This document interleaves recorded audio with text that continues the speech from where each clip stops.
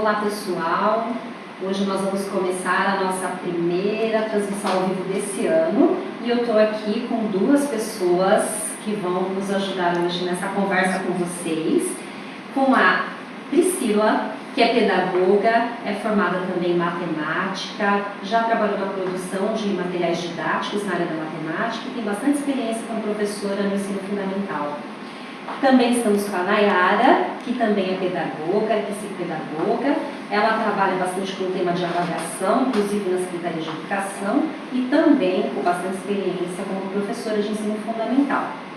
Por causa dessa experiência delas como professoras e por serem formadoras e terem acompanhado grupos de professores junto com esse tema o ano passado todo, é que a gente chamou as duas aqui para a gente conversar hoje sobre esse assunto. Tudo bem, meninas? Tudo bem? Boa tarde, é um prazer estar com vocês.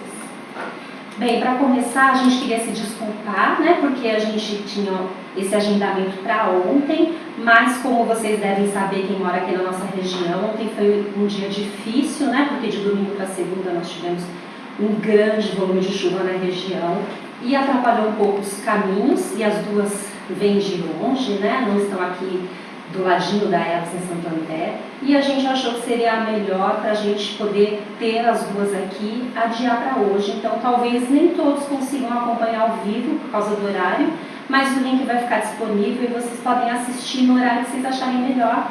Podem ver mais tarde, podem assistir a hora que chegarem no trabalho, enfim, fiquem à vontade para poder assistir. E quem está com a gente agora, não esquece que vocês podem mandar suas dúvidas para a gente poder conversar com elas e esclarecer durante a conversa. Isso mesmo. Bem, como o tema vai ser a BNCC, a gente não vai ficar se aprofundando hoje em como ela começou, mas eu vou falar um pouquinho só para a gente contextualizar para todo mundo. Então, para quem não lembra, a gente teve aí alguns anos de estudo e de preparação desse documento, né? Foram muitas pessoas envolvidas, muitas versões, então nós tivemos 4 versões desse documento antes dele ficar pronto. Durante a elaboração dessas versões, a gente contou com a participação de muitas pessoas, né? Pessoas da comunidade toda, pessoas de organizações não governamentais, de educadores, pessoas de universidades, todo mundo pôde participar, ou nos seminários regionais, ou por meio de contribuições pela internet. Foram cerca de 12 milhões de contribuições pela internet.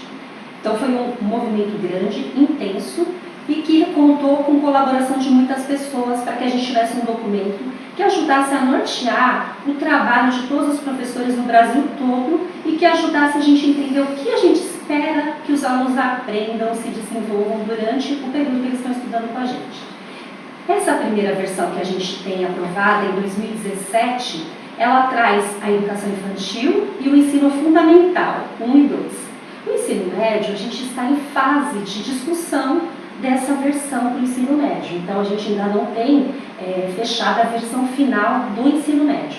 Mas o fundamental e o infantil já tem desde 2017 ela aprovada. A partir do momento que ela foi aprovada, ela passa a ser lei e passa a ser implementada nas escolas. Então, o primeiro movimento que as secretarias de educação tiveram foi de tentar adaptar o seu currículo ou de elaborar um currículo regional ou do município a partir das orientações da base. Então, esse currículo, ele vai nortear todas as ações, porque a base, ela não é um currículo, ela não traz o como o professor vai trabalhar em sala de aula, como aquela rede vai desenvolver aquilo, qual é a metodologia mais adequada para ser utilizada. Ela só traz o que deve ser trabalhado em cada ano, desde o infantil até o ensino fundamental 2, nesse caso do que já tem aprovado até agora, como eu falei para vocês. Então, esse ano principalmente, já começou o ano passado também, o próximo passo é a formação dos professores. É a gente pensar em como se preparar para poder trazer isso para a sala de aula. Como a gente concretiza isso que a gente está vendo num documento que foi tão construído a tantas mãos, né? Mas que agora precisa se tornar uma realidade, né? Então, não adianta a gente ter o material, ter o documento e não conseguir fazer isso ir para as salas, para as escolas de todo o Brasil. Então, esse ano de 2018, Nayara, e a Priscila já trabalharam com a formação aqui da Elos para um grupo grande de professores, tiveram várias experiências e a gente gostaria de compartilhar um pouco dessas experiências para que você, professor, pense como você pode fazer isso para levar para a sua sala e para quem está cuidando da formação dos professores também possa se inspirar para ter esse trabalho aí de formação com as suas equipes.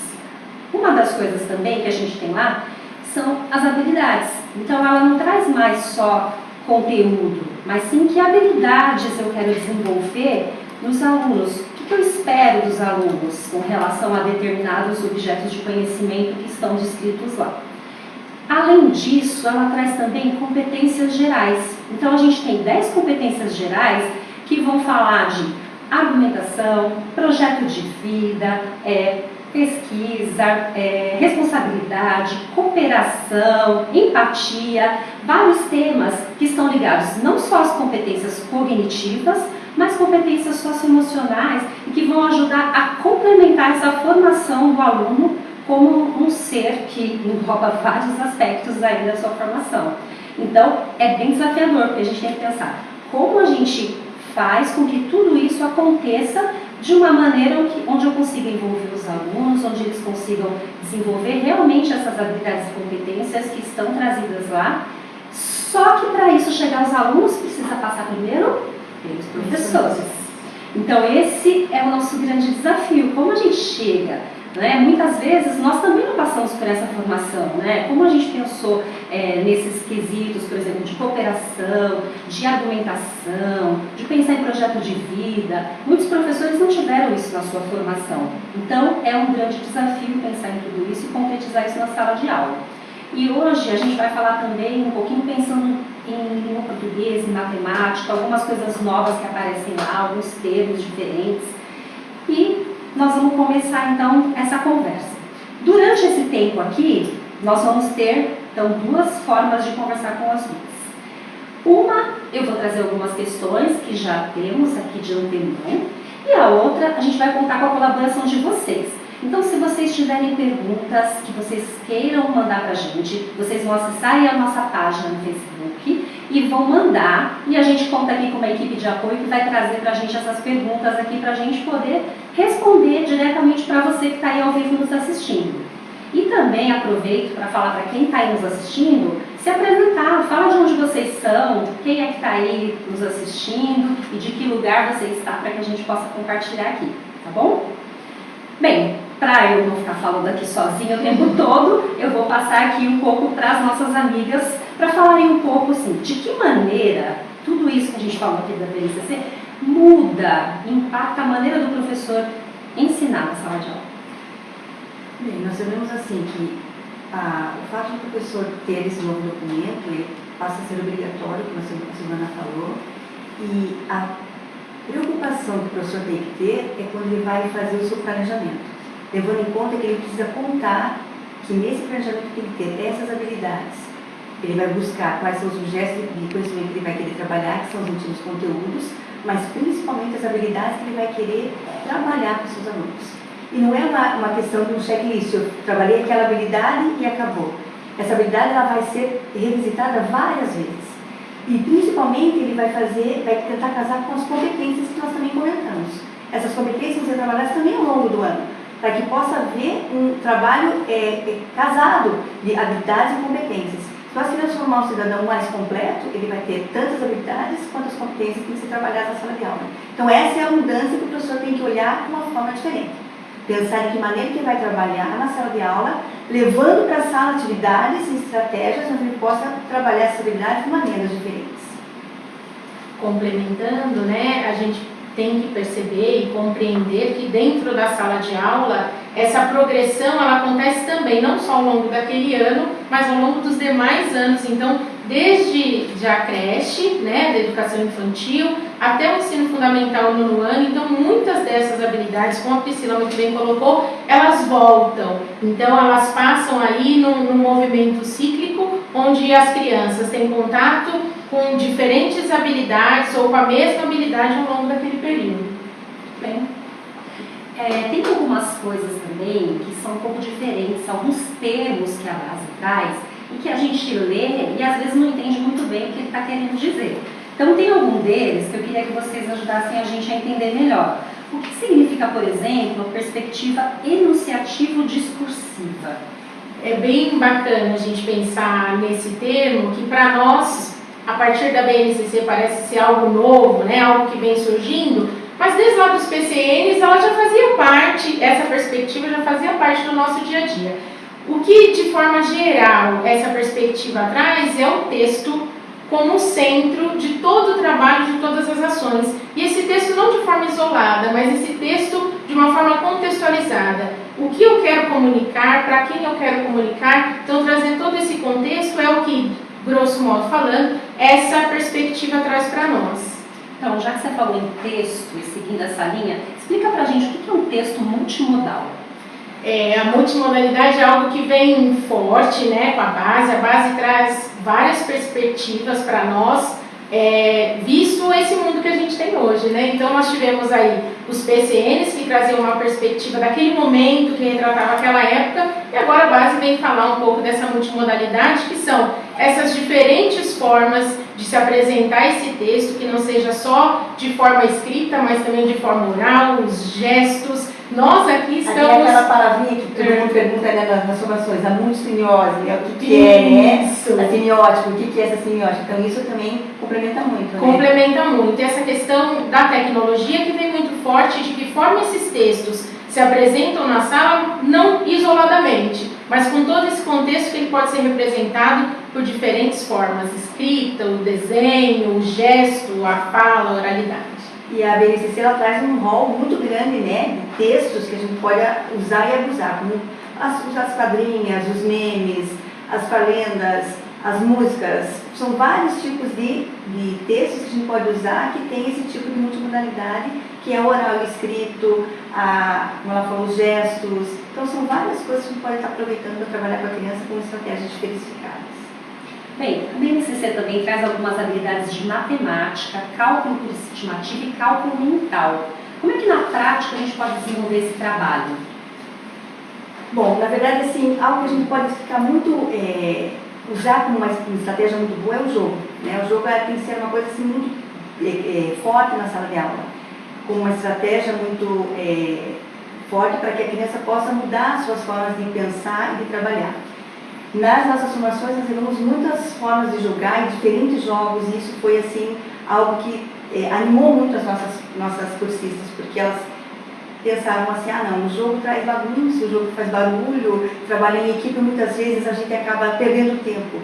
E saiu lá com outro conceito, pensando que talvez essa perda de tempo, na verdade é um ganho de tempo, porque às vezes o aluno está jogando e ele está ganhando muito mais tempo, muito mais conteúdo, e essa troca de experiência faz com que ele ganhe muito mais aquisição de conteúdo, e essa troca faz com que ele consiga também ter um repertório maior.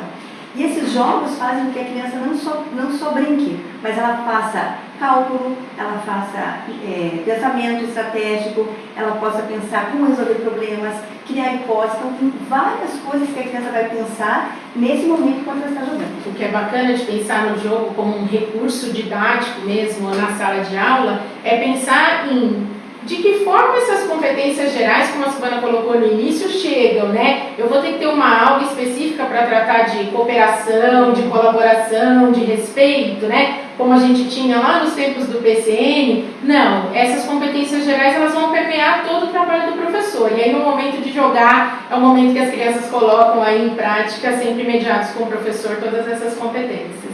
Isso que a Nara falou é bem interessante, porque não adianta a gente parar e falar, hoje vamos fazer a aula de cooperação.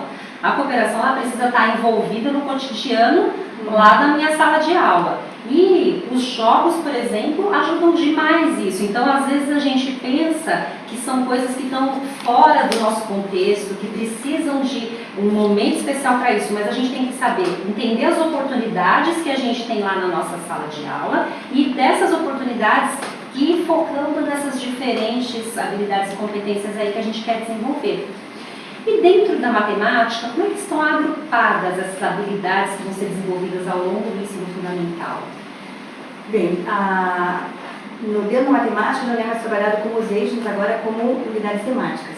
Então nós temos os números, que já era conhecido de todos, o que entra de novidade para muitos, assim, até acaba assustando, porque a questão da álgebra, as grandezas e medidas, que todo mundo já trabalhava, a questão da geometria e a probabilidade estatística. Então, as duas coisas que são um pouquinho mais, vão dar um pouquinho mais de trabalho, talvez, para a gente poder buscar novas estratégias, é a questão da álgebra e a questão das probabilidades estatísticas, né? Que ela vai fazer com que a criança busque um pouco mais de não só saber ver o gráfico, mas saber ler esse gráfico, saber contextualizar com outras questões, fazer uma interdisciplinaridade com outros conteúdos.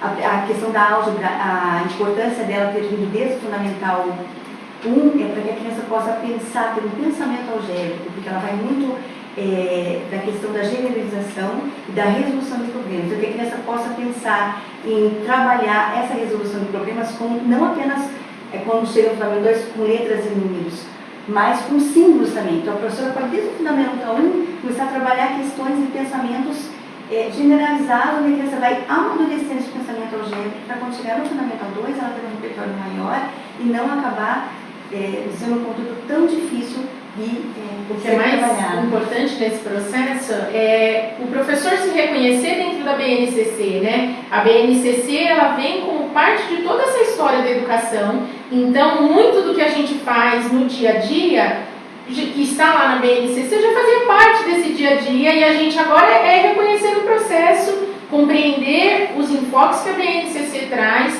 para que a gente consiga aí fazer um trabalho de excelência. Muitas vezes a gente acaba colocando uma coisa, parece alguma coisa nova, mas quando a gente começa a trabalhar e trazer exemplos, as meninas falam, mas a gente já trabalha dessa forma, mas talvez não com aquele nome, sim, ou pensando com aquele enfoque. Então, muito trabalho já é feito, então não é nada completamente novo, mas são estratégias, é colocado de uma maneira onde as crianças vão trabalhar, como ela falou, de uma forma cíclica e tomando cuidado para que não caia assim, não tenha muitos buracos.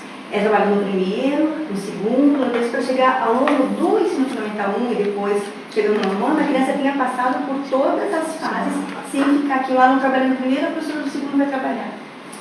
Bem, nós já começamos a receber aqui algumas perguntas, então tá aquecendo, animando aí a nossa live. É muito legal quando a gente conta com vocês aí do outro lado, porque fica mais dinâmico, a gente realmente fala aquilo que vocês estão querendo saber.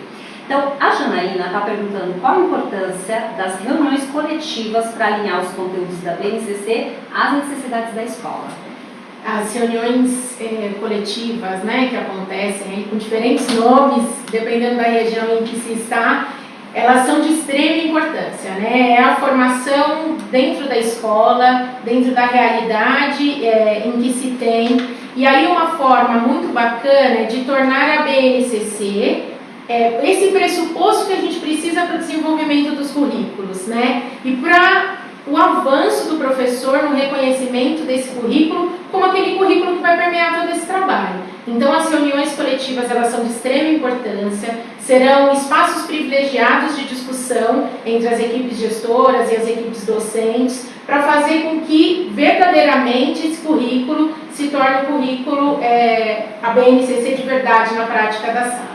E essa troca é fundamental nesse momento de construção, porque o que está acontecendo na minha sala, eu vou estar contribuindo para a minha colega do lado, e vai ser essa troca que vai deixar todo mundo um pouco mais seguro e mais tranquilo no que está sendo feito. E vai percebendo também de que forma essa progressão acontece. A gente está falando aqui hoje de língua portuguesa e matemática, mas nos outros componentes curriculares isso também acontece. Então, no segundo ano, há um rol de habilidades que voltam a ser desenvolvidas lá no quarto ano, no sexto ano, e os professores vão dando o tom certo de cada uma dessas habilidades.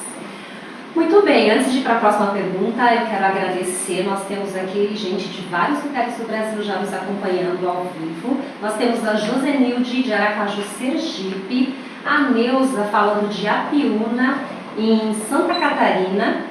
Nós temos também a Marta Ferreira, falando do Rio Grande do Norte, a Giovanísia do Ceará, Mirim, em Rio Grande do Norte também, e a Aparecida de Palmeira dos Índios, lá em Alagoas, né? Nordeste está em peso participando aí da nossa live, né? Bem-vindos, que bom que vocês estão aí nos acompanhando e que podem conversar conosco, e se vocês tiverem perguntas, aproveitem para nos enviar, tá bom? A gente está aqui, a gente está trabalhando aqui com as nossas perguntas que já chegaram até o gente vai agora para novas perguntas, tá bom? A Andréia Gonçalves perguntou como a gente pode apoiar e acompanhar os professores na implementação da BNCC em sala de aula. Então, para além do HTPC, das reuniões pedagógicas que a gente estava falando, como que a gente pode fazer esse acompanhamento e esse apoio ao professor? Fomentar bons momentos de discussão nos diferentes momentos de aprendizagem do professor dentro da escola, né? A aprendizagem do professor não vai acontecer só nos momentos de HTPC, mas também nos momentos de observação em sala de aula, que o coordenador pedagógico esteja lá com ele, no momento do planejamento, dessa troca de experiências. Então, tem vários momentos em que as equipes podem se retroalimentar, que elas consigam aí fazer um trabalho onde todo mundo conheça esse novo currículo, onde todo mundo conheça a base, os pressupostos teóricos vindos da BNCC. E eu acho que o mais importante de tudo é dar acesso, que todos os professores tenham acesso à BNCC, acesso a essa reformulação aos novos currículos e tenham aí bons espaços na escola de discussão, né, Priscila? E a formação é algo também que faz toda a diferença, porque depois que saem uma formação, eles têm a necessidade de levar para a escola essa troca. Muitas vezes eles precisam levar e trocar com outros grupos, com seus parceiros, não só do seu ano de ensino, mas em outros anos de ensino. Porque, como a Nayara falou, é um complemento do ensino. Então, o que eu estou trabalhando esse ano, o meu companheiro vai trabalhar no ano seguinte, complementando o ensino. Então, a base veio para dar essa complementação do ensino, para que haja realmente uma continuidade do ensino durante o longo dos anos da criança na escola. Bem, e como que a gente faz? Em matemática, por exemplo, a gente tem um conteúdo aí, um tema bem novo, que é a álgebra do ensino fundamental 1. Como é que o professor pode fazer para começar a trabalhar a álgebra no fundamental 1? Que dicas a gente pode dar para quem está assistindo a gente? Então, como eu falei, a álgebra é algo que vem assim um pouco para deixar o professor um pouco preocupado, porque nunca foi trabalhado e o professor tem pouco acesso a esse trabalho, a esse conteúdo e aos conceitos que vêm da álgebra. Então, esse pensamento algébrico é algo que a criança já tem, né? É o pensamento que a criança tem com relação a números, formas, símbolos. Pode, de forma bem simples, uma tabela, trabalhar com as crianças, ou quando ele trabalha, digamos, com material, blocos lógicos, que ele vai ter que selecionar a questão de formas, de cores. Ele vai começando a trabalhar outras questões para poder ter essa generalização. Então, essa generalização é bem importante. Ele vai começar a ter esse pensamento algébrico a partir da generalização de situações, problemas e assuntos variados. Então, muitas vezes, assim, a questão a formação de números, a questão de números de sequência numérica, tudo isso já faz parte de uma forma de generalização. O que é bacana a gente pensar, né, Priscila, Silvana e todos que estão acompanhando essa live, é que essa questão da álgebra não é um bicho de 7 cabeças, é algo que a princípio dá um friozinho na barriga, que a gente fica preocupado de que forma isso vai ser colocado aí nos planejamentos no dia a dia da sala, mas aí a gente tem os livros didáticos, que tem aí já essa questão da álgebra muito forte, com sequências didáticas, e aí muita pesquisa com relação a esse assunto, e aí aos poucos o professor vai percebendo que ele já dava conta da álgebra e agora com mais intencionalidade desenvolvendo as habilidades que estão nessa unidade temática. Muito bem, nós temos a participação aqui também da Anne,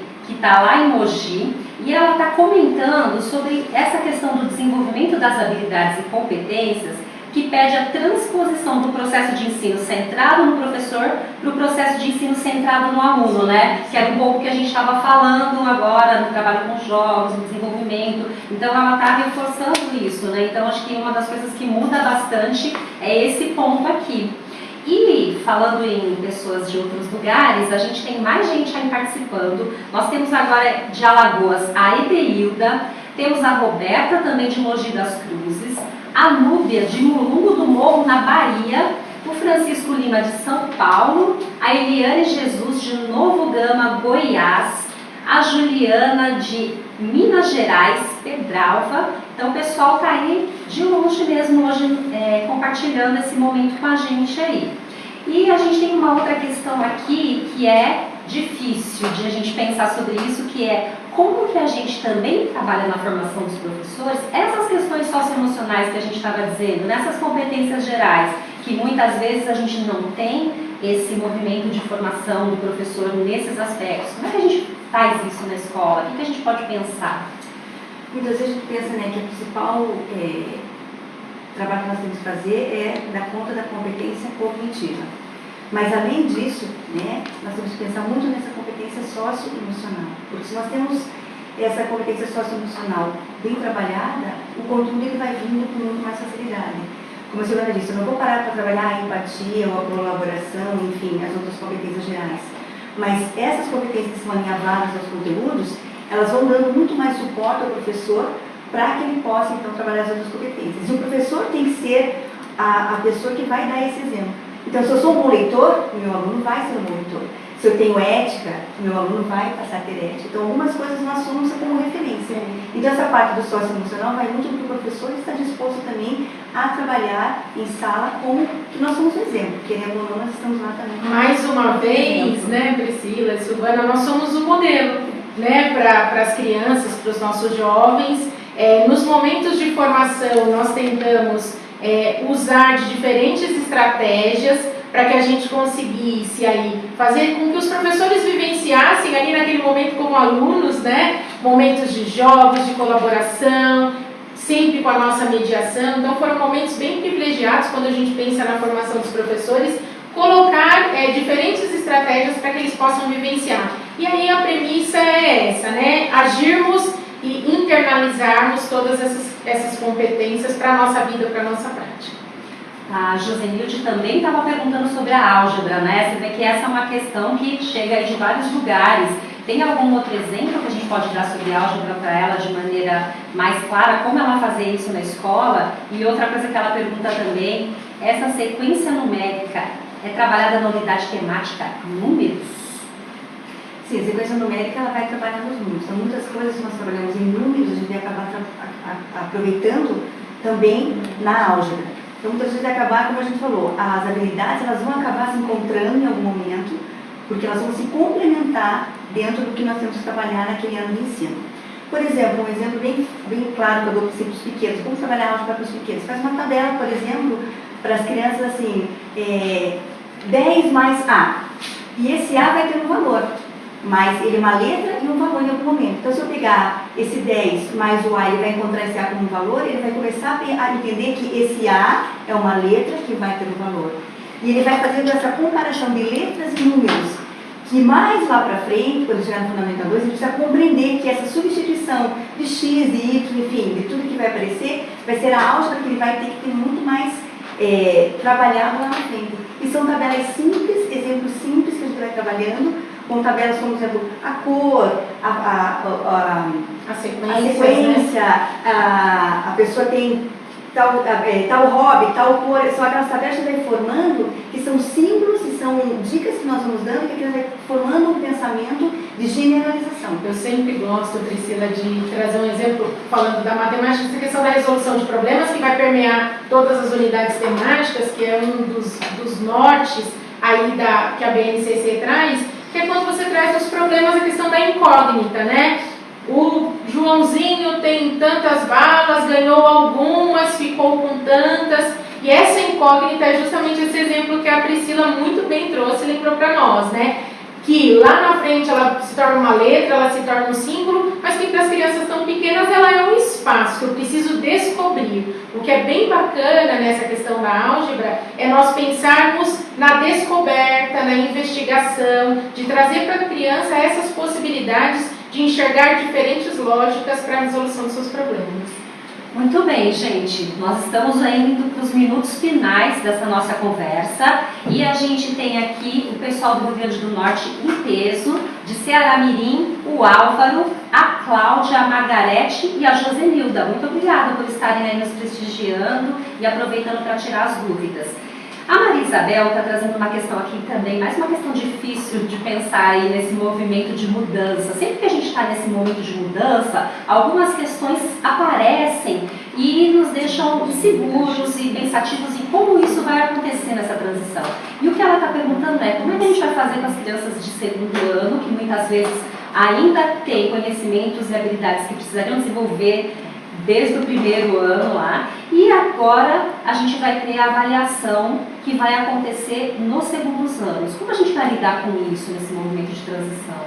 O MEC vem trazendo já algumas mudanças desde o final do ano passado, já com relação à matriz de referência.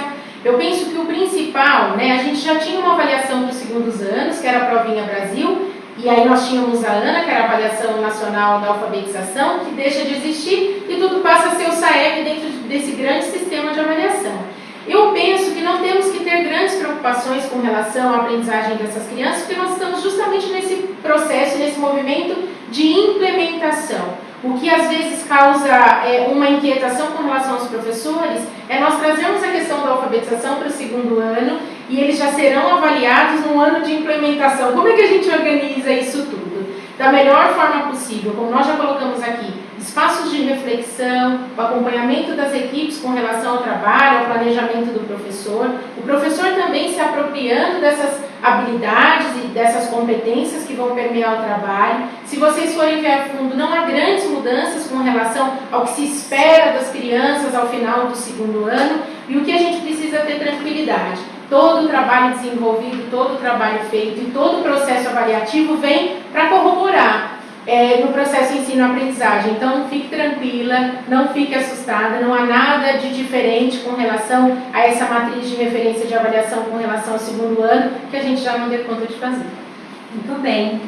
Bem, nós estamos chegando ao fim. Eu queria também agradecer a Luciene de Tocantins, que está aí com a gente também. Muito obrigada, Luciene, sempre presente. E a gente vai encerrar, eu vou pedir para as duas professoras aqui, formadoras, fazerem aqui um fechamento, palavras finais.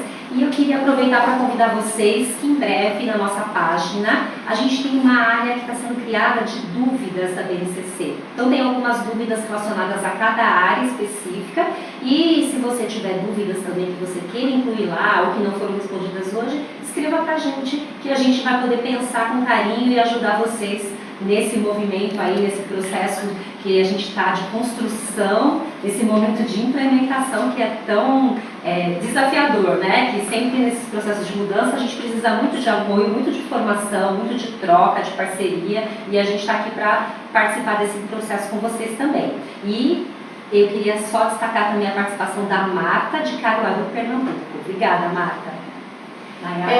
Agradecer a participação de vocês, é sempre muito bom termos essa oportunidade de conversar com diferentes redes, diferentes realidades, dizer para que vocês fiquem tranquilos, a BNCC vem para colaborar mesmo com a nossa prática, as redes, os municípios, os estados estão fazendo o realinhamento dos seus currículos, isso vai ser de extrema importância para uma melhor prática, e aí nós estaremos juntos no blog da Elos, tem sempre aí vários canais de comunicação.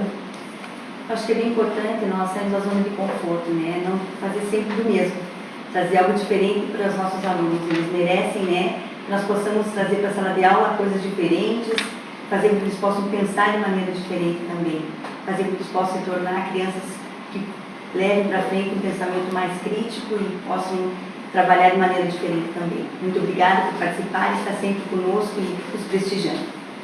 Muito bem, pessoal. Então, a gente tem mais perguntas aí chegando. Quem ainda não foi respondido, a gente vai responder. Quem sabe a gente conversa numa próxima oportunidade para a gente não deixar aí ninguém sem respostas para essas questões. Queria agradecer muito Nayara e Priscila, foi muito legal conversar com elas, conversar com quem está atuando na formação. Ela está muito conectada com esse movimento, a gente quer muito apoiar você e se você quer falar conosco, acesse lá a nossa página e mande suas mensagens, tá bom? Obrigada. Obrigada. Obrigada.